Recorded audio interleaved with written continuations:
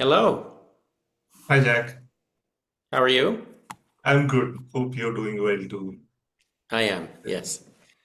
Lovely to see the same room again with the Tega from one of your relatives and portrait that looks like your daughter, right? Yes, that's right. Yes, it's the room I like to use for Zoom interviews. It's amazing. It's really colorful and nice. It's a complete Thank you. opposite of your book, by the way. But that's reality, I guess. Yes, So, thank you. yeah. So, thanks for talking to us. And wanted to ask, what is at the core of your book, The Nazi and the Psychiatrist? I went through a few summaries. It is a book, and the subject matter is not light, and yeah, it's substantial. So here are a few things that I took a stab at. Like, is it about Douglas Kelly's attempts to quantify the psychology of evil?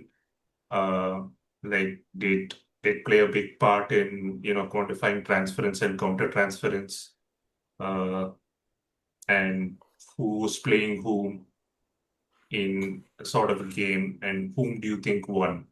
Once again, I haven't read your book and I'm definitely going to, but it will take time, not because of the number of pages, but because of the content. It's uh it happened and it'll take a lot of time to digest for any, I'm assuming, for an average person. I don't know. I don't know if maybe people who consume true crime podcasts will be able to read it faster, maybe, but I'm not a true crime podcast person. So Mhm. uh My book, The Nazi and the Psychiatrist, is a book that focuses on the encounters between a U.S. Army psychiatrist named Douglas Kelly yes. and the 22 members of the German High Command who were captured by the Allies at the end of World War II. And these Yes. men, who were some were civilians and some were military officers, Yeah. were held first in Luxembourg and then later in Nuremberg for trial Yes. on charges of war crimes, crimes against peace, crimes against humanity. Yes.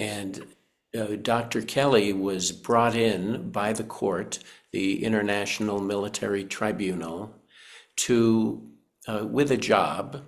His Yeah. job was to assess whether these men suffered from any psychiatric illness, whether they were mentally fit enough to stand trial, which is a low bar for mental health. It simply means Yeah. that the men understand the charges against them, know right from wrong, Yeah. and can participate in their own defense.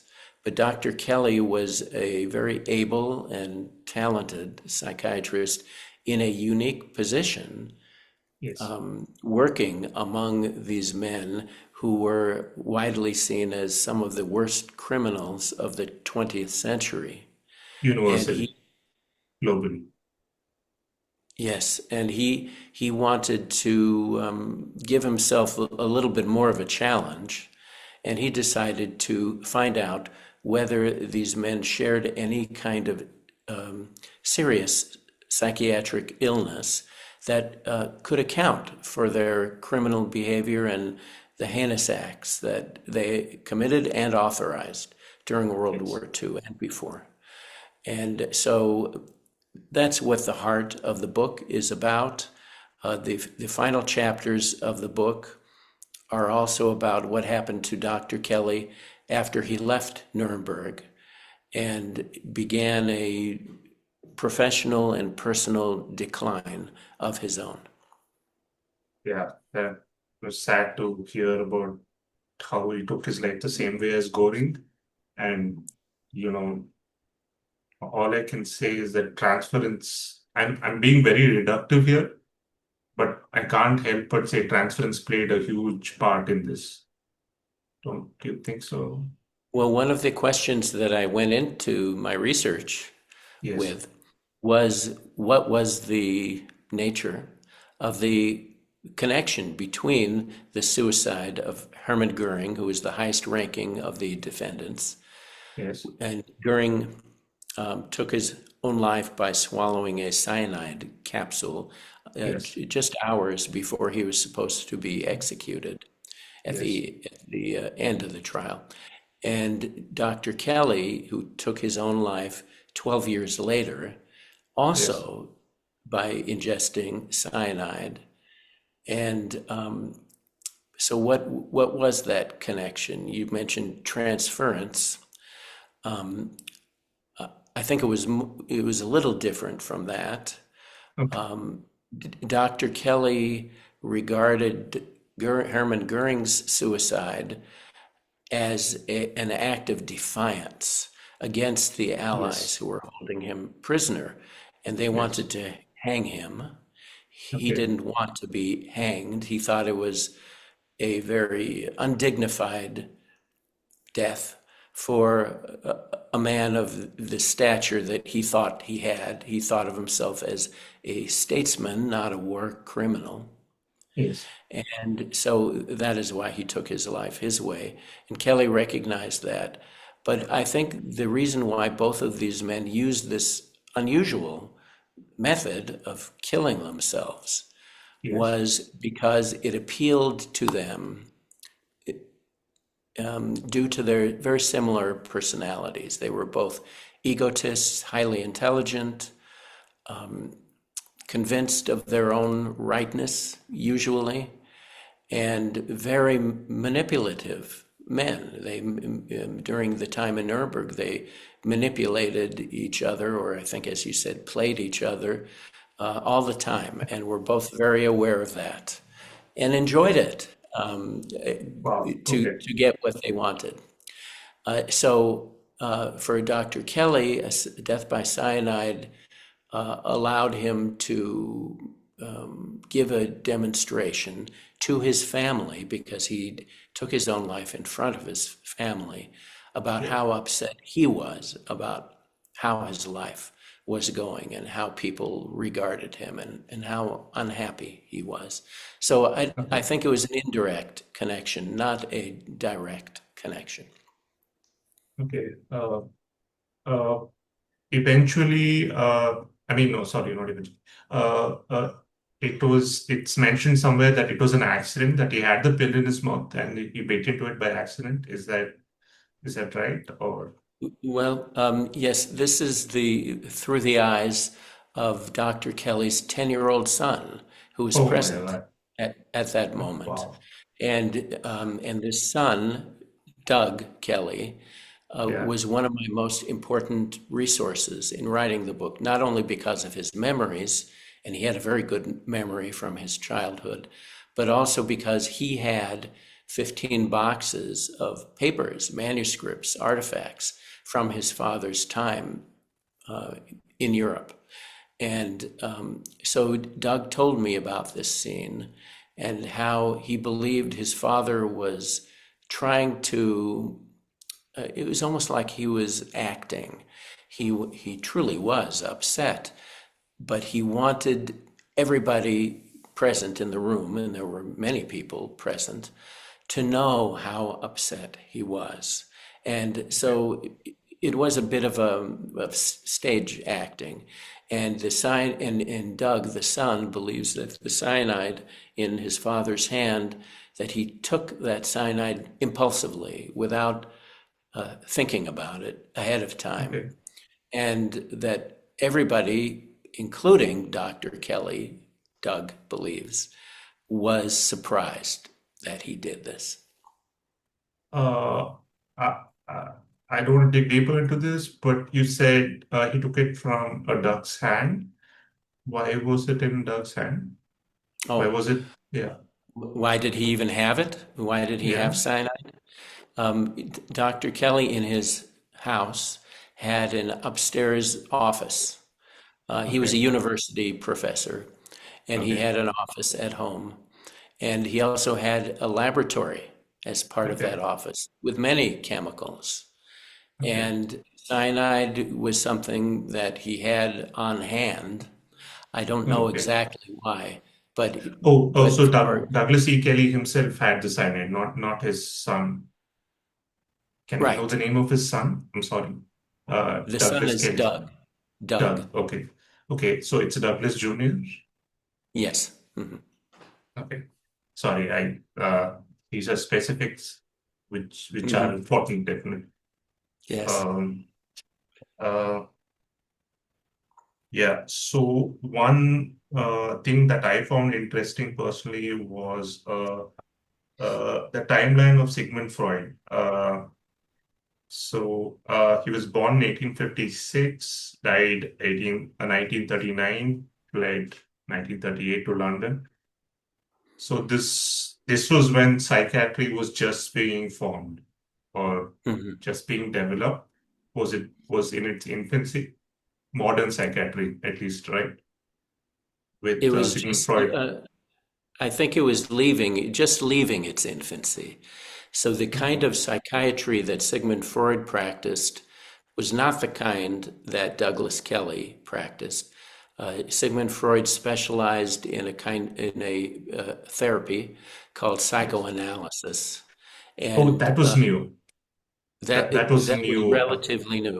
Freud had been Yeah. doing it for decades, but not a whole lot of other people were. Oh, But Douglas Kelly was more into neuroscience, in the the brain part of the brain chemistry part of the psychiatry, right?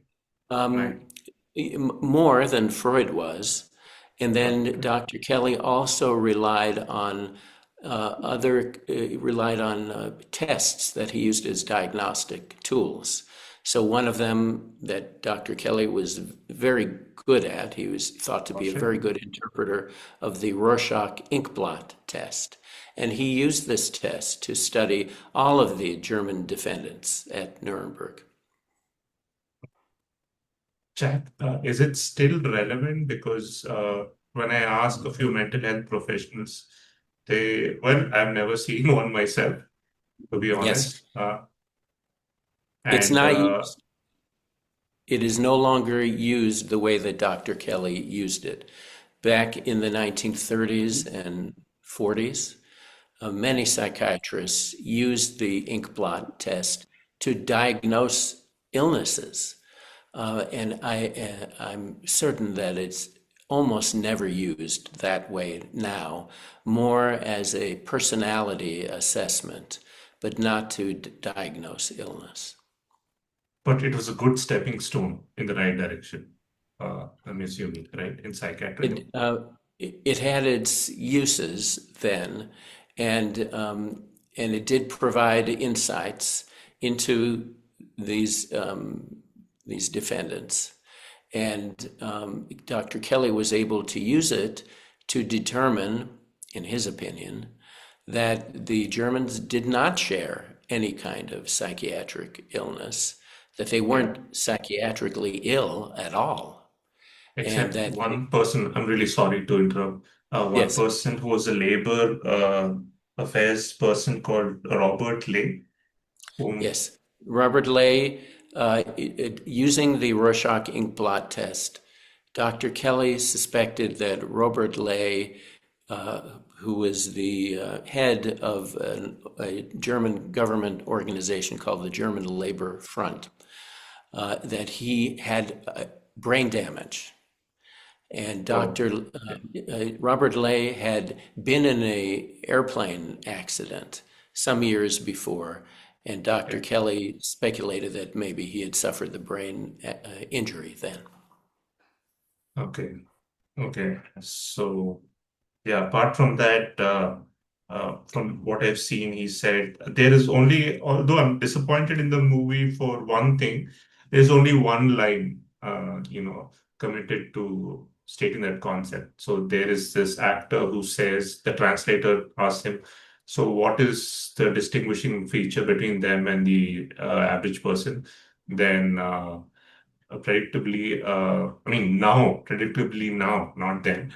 Uh, The actor Rami Malek says nothing.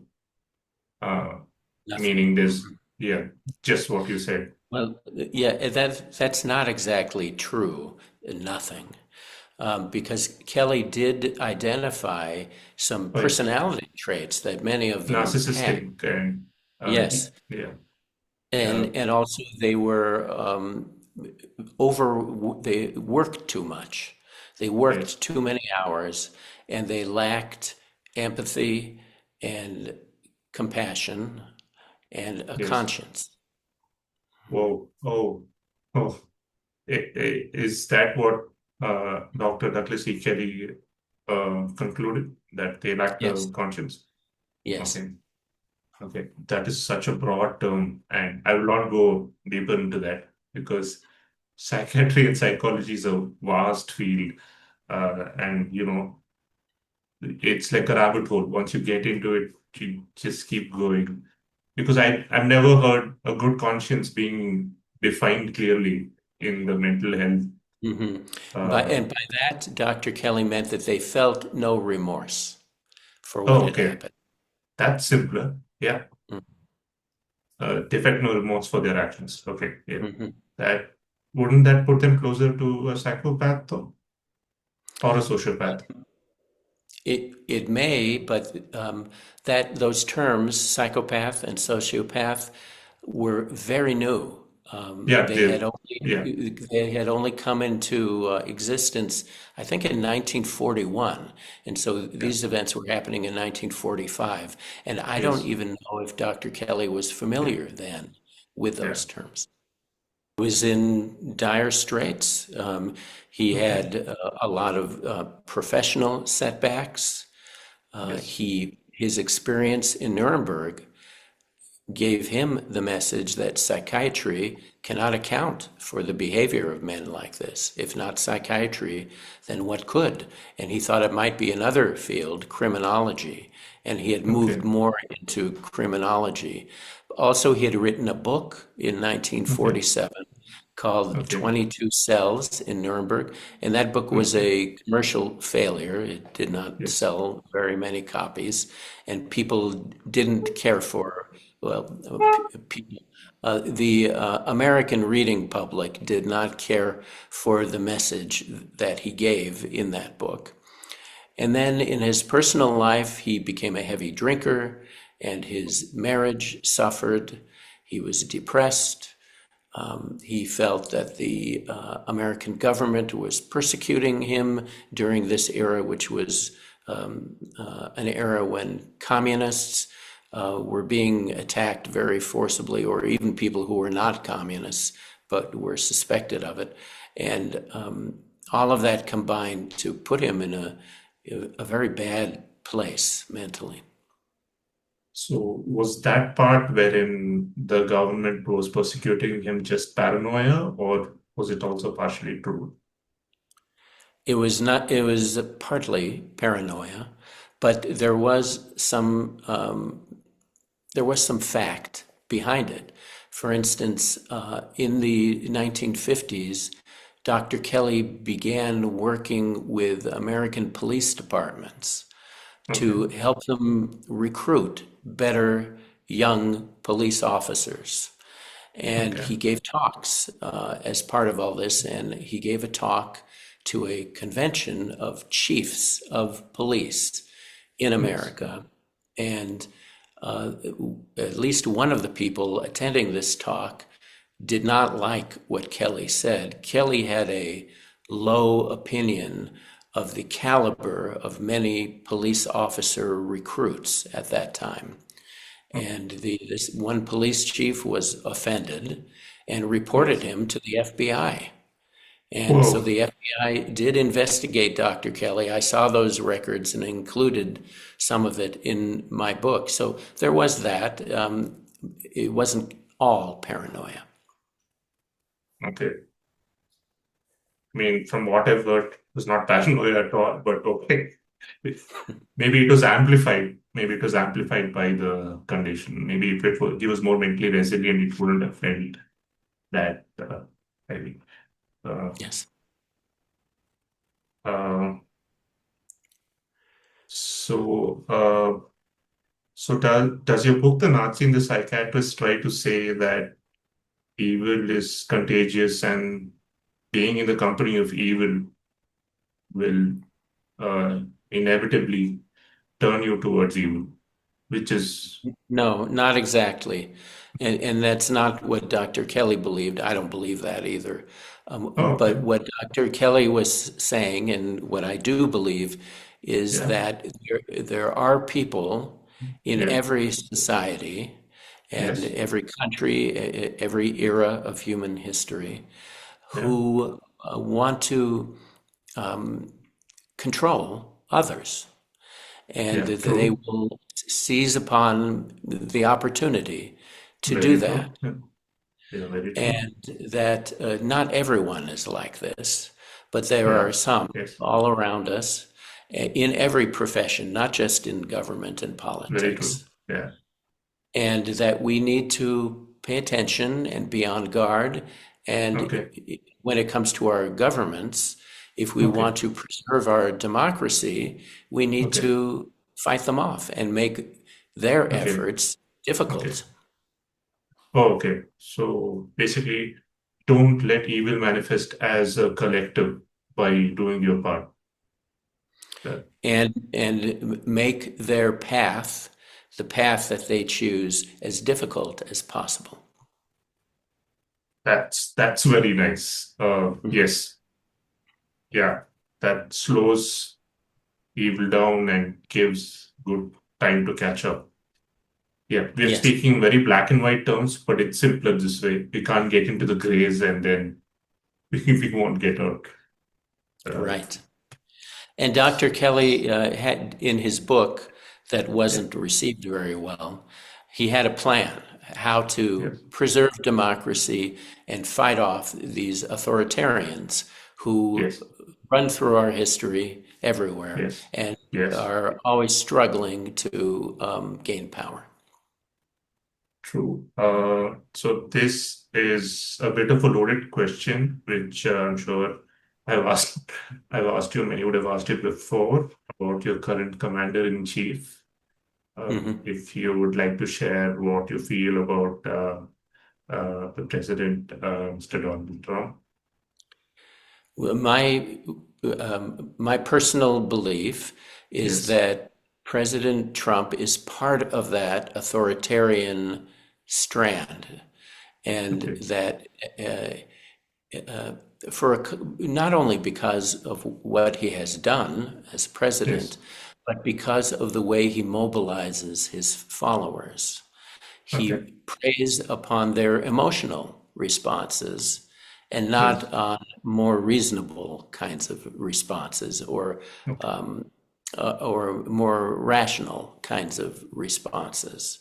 So I do consider him to be a threat to Okay. democracy. I think that is obvious to many people now. Yes. And I I believe mean, yeah. if Dr. Kelly were alive now, I Yes. think he would agree. Well, okay. Yeah. That's very interesting, Jack. Yeah. Mhm. Uh, so, uh, so this, so if you were to highlight like three policies that would better America while also strengthening it under the current presidential rule, what would they be, if you would like to? Yeah, I can simply tell you what was part of Dr. Kelly's plan for preserving sure. democracy. It still Yes. holds Yeah. now. He believed that governments should strive to make it easier, not Yes. harder, for eligible voters to cast ballots.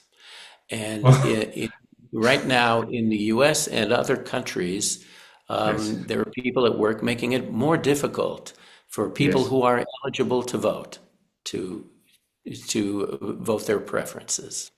So that's one Yes. thing.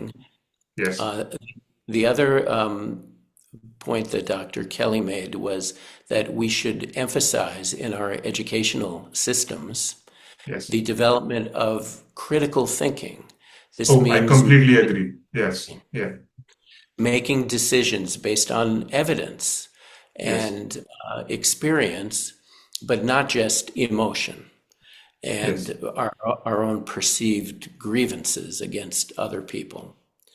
And then a third point Dr. Kelly made was that any politician or leader who tries to rise to power by slandering or criticizing other people based on their race, religion, ethnicity, or uh, other qualities that we are born with Yes.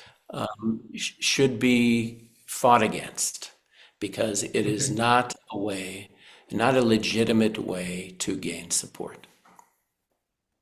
Oh, that is a great answer because uh, not only is it you've just voiced what Dr. Douglas E. Kelly said, but it maps one is to one uh, about what's happening maybe in the US, but definitely in the world currently. Mhm. So yeah, And um, that's why I'm glad that the movie Nuremberg has come out now. And yes, when I wrote The Nazi and the Psychiatrist back in 2013, that's when it was yes, published. I yes, did not think of these dangers as being yeah, very close. They were, yes, these authoritarian impulses felt to me then like they were on the fringes of our yes, political discourse. Now, though, they yeah, much feels closer like to they're in home. the center. Yeah. So about the data that was obtained during German occupation, especially regarding human experiments. Uh, yeah, your research mentioned that they are still being used, they were used, and they're still being used. Will you speak more to the But ethical consideration? sure. Yeah.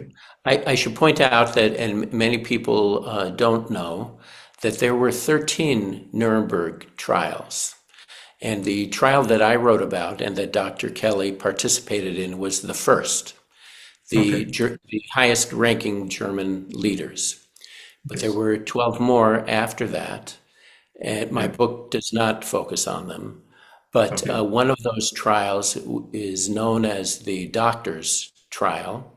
And so that Okay. was a trial of German physicians who took part in medical experimentation and medical torture and Yeah. other unethical behaviors in the concentration camps and elsewhere outside of the camps.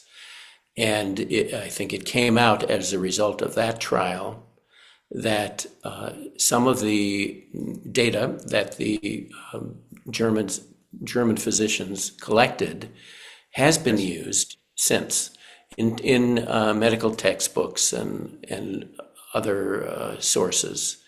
So I think there is a serious ethical problem with that and using that kind of information because of how it was collected. Is there a way to remedy that, or at least move This, towards a way to um, make it more ethical, or reduce uh, the unethical nature of this? I think that's a little bit beyond my expertise because I didn't write Yeah. about it. Um, Right. I, Okay. Yeah. there is a Fair way enough. to do anything. Yes. Sure. Okay. Well, I had a few lines here from the Dark Knight, which would fit in nicely, but you negated that concept. So something about you Mhm. either die a hero or live long enough to see yourself become the villain. But apparently, Goring said, someone asked Goring, uh, there were a lot of yes men in Hitler's Reich. So were you one of them? And apparently, Goring said, you can visit the graves of all the no men who were there during Hitler's rule. Is this accurate? Or, Yes, it is. He did say that. Goering was making the point that opposition to the Nazi program was people who opposed it were killed, and that those who were left were those who supported it or encouraged it. That is no justification for working to advance a Okay. regime like that. And so that's what Hermann Goering believed, and he used it as a justification for his acts. I don't think it's Okay. a legitimate justification. Okay. So he could have been a conscientious objector, or he could have fled like Freud. Goering told Dr. Kelly that the Yeah. reason why he joined the Nazi Party at the very beginning, when it was first starting, was because it was small. Okay. And he saw it as a way that he could climb to the top of it quickly. It Yes, was he did. for his personal power. And he did admire Hitler, but it was more about his personal wish for power and glory and domination over other people. Okay. Is it true that Goring showed off his loot to DEK, to Dr. DEK? Uh, That he showed off what? his acquired possessions, like there was this huge unset emerald or diamond and massive pieces of jewelry, and he was proud of it apparently. Yes, he Was arrived. When he surrendered and was Yeah. arrested, he had all of that with him, a large amount of possessions. And it included jewelry, other valuables. And he also had with him, and this is an important part of the story, thousands upon thousands of tablets of a Like narcotic called paracoding. parakodium. And he was addicted to that and had been for many years. And one of the first things Dr. Kelly did when starting to evaluate Goering was to help him end that addiction. Okay. And he used another technique to end it, saying that Goring, you're really strong. You really need these pills. And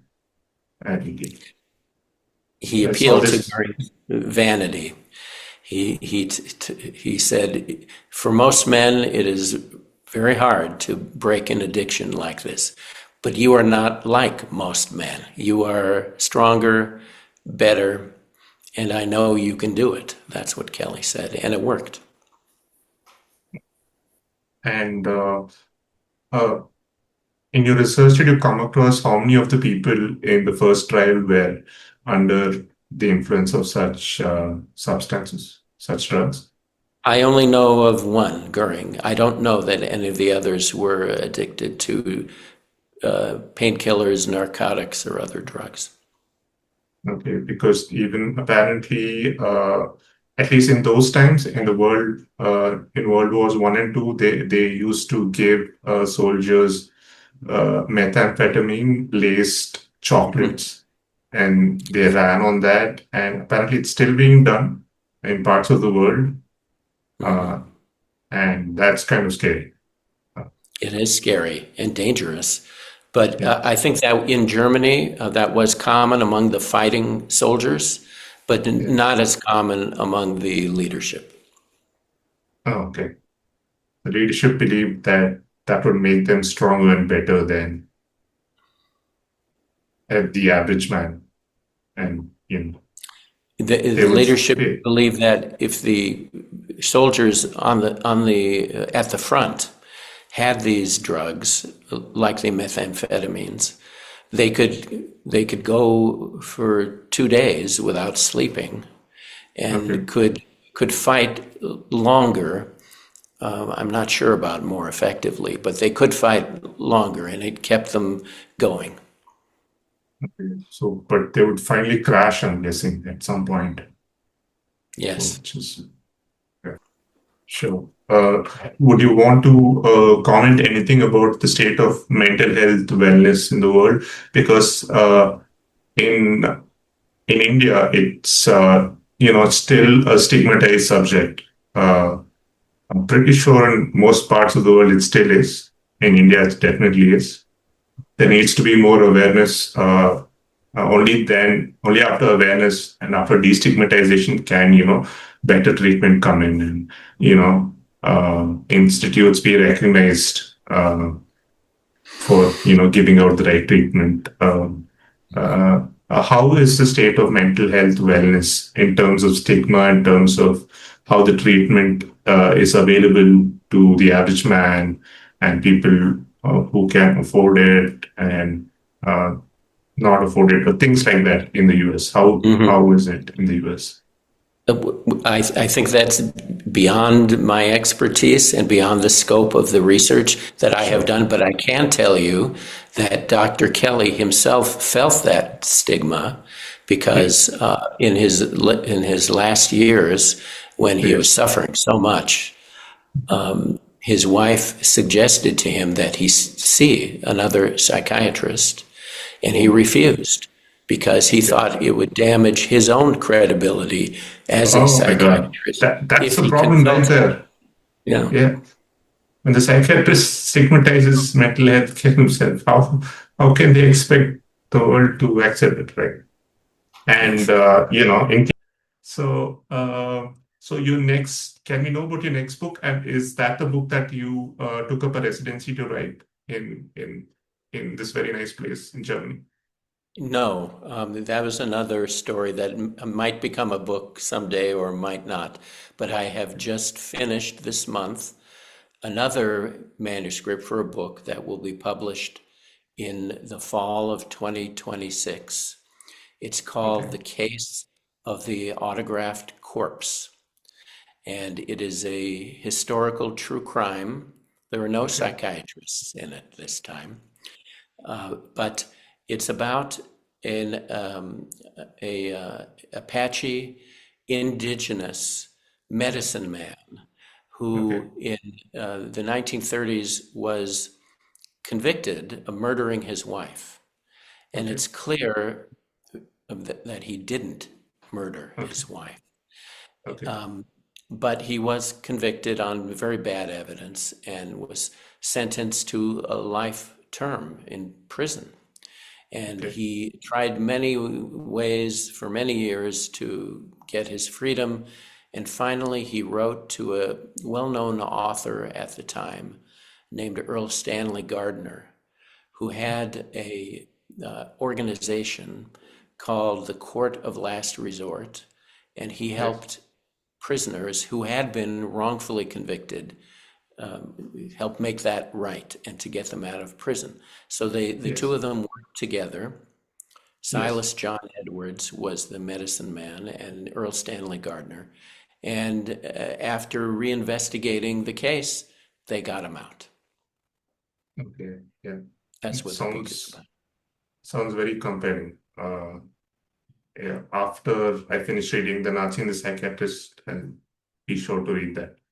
Um, Thank you. I'll be yeah. interested to hear what you think of it, but it won't be out for another year. Oh, okay. Okay. That'll give me enough time. I mean, I won't need that much time, obviously, but maybe to process it, Maybe it's a heavy theme. I'm still So, processing it. okay. Uh, So I wanted to ask, so what kind of movies do you watch? And also, what was your interaction with? Apparently, Rami Malek asked you whether I can, add a little charm or my own spin on Dr. C. Kelly's character, and you said go for it. Um, Hmm. so what was it like talking to Rami Malek? And I uh, talked with him at the very beginning of the shooting of the film, yeah, and yeah, then I went a couple months later to visit the shooting in okay, Hungary and yeah, spoke with him again then, and he had ideas about his interpretation of the character of Dr. Kelly, okay, and and we talked about it, and I liked what he was doing. And okay, so I think it just maybe gave him a little encouragement to go down that path. Uh, Okay. what kind of movies I like to watch? I'll Yes. tell you my favorite movie. It's an Yes. old movie. It's Okay. called The Third Man. Have you heard of it? Oh, Orson Welles. Yes, right. There's a famous tune that goes pa-pam, pa-pam, pa-pam, pa-pam. Right? Yes, Right. the music is good, better than how you made it sound. Ah. And but it's not just music. Yeah. It's Yeah. wonderful story, great acting, Orson Yeah. Welles and Joseph Cotten, beautiful Yeah. cinematography. It's an older movie. It was made Yeah. around 1950. Great. Richard So Ivory I, likes that too. He's a British comedian who made a movie called Submarine. Submarine, I think. Yeah, he's very goofy. That's fine. mhm, mhm. Uh, I'll see the movie now, The Third Man. There are a lot of Oh, movies that I need to see, which I'll definitely see it now.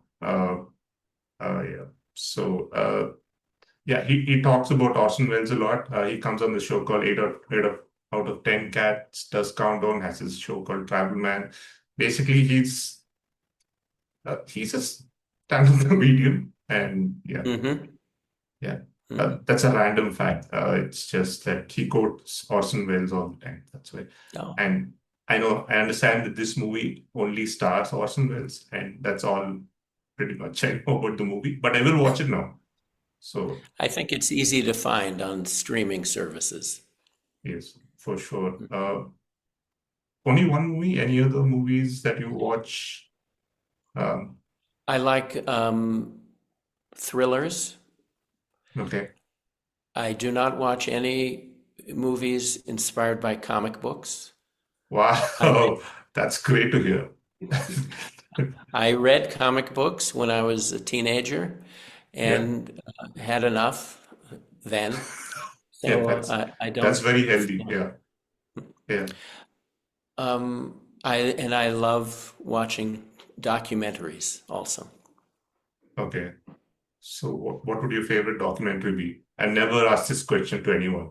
So this is the first for me. Well, the first one that comes to mind is a documentary that was maybe made around 1990 called The Thin Blue Line. It's Oh, okay. about it's about a wrongfully convicted prisoner Okay. and his case. But there are many others. I like maybe because I write nonfiction, I like to Okay. watch nonfiction too. Yeah, And makes sense. there are many ways to tell a story in film, and Definitely. that's why that's what I focus on when I watch a documentary. How is the filmmaker choosing to tell this story? How is it structured? What is the filmmaker choosing to leave in and to not include? And how does it all fit together? Do you have any comfort watches, documentaries, or feature films that maybe you watch on repeat, or you don't watch things on repeat, I'm No, assuming? the only film that I've watched more than twice is The Yes. Third Man. Oh, And there okay. was one other, The Wizard of Oz, because I Oh, watched it so much when I was a child. I haven't seen it for a long time now. but it's got such a dark background story about the asbestos poisoning and they treated Judy Garland badly. Uh, Yeah, I've read but the those movie things. is fun. The It movie is is. really fun. Mhm. Yeah. Series? What about series? Do you watch any? Um, there's Mhm. Pluribus that's coming out. Severance was good I watched sci-fi. Severance and I liked You it. watch Severance? Oh, Yes. awesome. But my the two very good series that I've seen recently that I liked. One is called A French Village. Okay, It's long. It has okay, maybe 70 episodes in it, okay. and it's about what happened in a French village during World Yeah, War II when the village was occupied by okay, German soldiers. And okay. then Another one that I liked very much is called Patria, Okay. and that's a series made in Spain, and it's about neighbors in a region of Spain called the Basque region in the Okay. northwest. They speak a different language, they have their own culture, and they Okay. have been fighting for independence for a long time. And it's Okay. about neighbors in that area, some who believe more in independence than others, and how they behave with each other. That's great. So one good thing is I already know you don't watch reality TV, which is awesome because I don't think it should exist. Yeah. But they did make a movie about, but basically it's a book. The Running Man, that's there. Stephen King's book. It's it's I'm playing not now. familiar with it. Mhm. Well, All yeah, I know reality is, TV should not exist. That I completely agree on. It brings out the worst in people, and it's scripted. It still goes worse than it's supposed to be, and people still watch Mhm. it, and they watch it everywhere. They watch it everywhere here in India. Oh, It's not a good thing. I have many friends and family members who do, but it's important to remember Donald Trump came out of reality TV. Uh, yeah, yeah. People can take it in one or two ways. Yes, that's why we should watch. Like maybe people from the South might say that, or whoever wants Donald Trump in. Uh, yeah, so yeah, people who want Donald Trump in power will probably take that as a compliment, as a good thing that Donald Trump came out of The Apprentice, which was a Mhm. good show until a certain time, and then it evolved. It was really heartbreaking to see, one of the singers, Gene Simmons, who went to be an apprentice. He is the epitome of rock and roll, of freedom and liberation, but he went there to be an apprentice. That Mhm. was, it's kind of, it's an oxymoron, right? A rock and roll icon going to a show like Apprentice. Of course, he may be getting paid, but then again, it's not. Uh, so that was not good. I don't know which band. I think Gene Simmons is from Kiss, right? Yes. Uh, Mhm. yeah. So yeah, he was there. And yeah, so reality TV is bad. And coming to your views on religion, regardless of what religion you belong to, what do you think of, uh, higher entity, how it affects the way we live, our actions, what effect it has on others, and what religion, what kind of a role religion plays in our lives? And are you a believer? Do you believe in God? Are you an atheist or agnostic? I support religion when it leads people to do good, and Yes, I condemn it when it leads people to do bad. I don't want to get into my own religious beliefs, but in general, that's how I feel about religion. that's great. I mean, that's the problem is even a principle as simple as that, people, tend to mess up. So Mhm. yeah, so yeah, that's a great way to have an opinion about religion. Um, and yeah, that's about it for my prepared questions. Yeah. So I just Well, scan through quickly, if you don't mind, just 2 minutes. I just scan through quickly if I can find something oh, which I sure, missed. sure. Uh, yeah. Few random things. Douglas E. Kelly, initials are DEK, and No, the it's DMK. oh damn it, I was so close to the name of the predator in Predator Badlands. Yeah. Oh, So yeah, that's uh, yeah, uh, yeah.